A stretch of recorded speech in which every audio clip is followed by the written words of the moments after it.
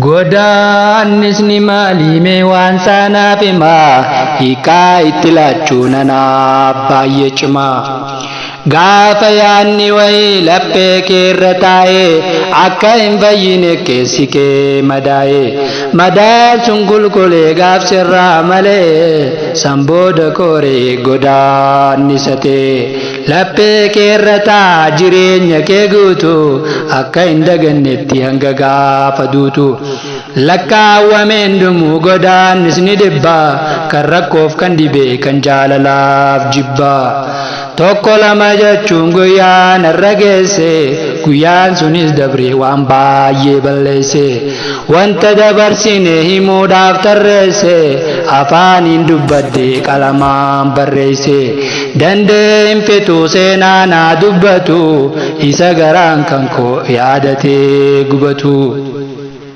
Meeqa kamtu jira waadaa waliif seene kan waliif kakate gaafa guyyaan keessu hundumaa dagate daandii dheeraa deemu waliin beemana osoo deemaa jiru karaatti walganaa.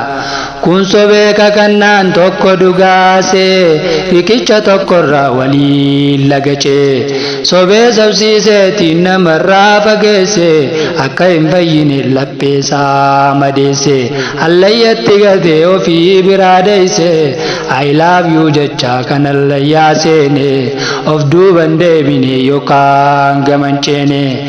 Meeqa kufeefe meeqa turarree kaayyoon mul'anni isaa kan harkaa harcee jaalala sobaatii namileensaa cabee kufan taane kufee kan ka'uu dadhabee tokko lamaa miti hin fituu lakkaa'ee nama godaannisa lapheesaarra taa'ee waanuma argee fi waanumaan dhagee keessa koona kuukee dubbachuudhaaf kee anis beekumsi koo siluma ni gooma dhaggeeffachuu keessaniif guddaa galatooma.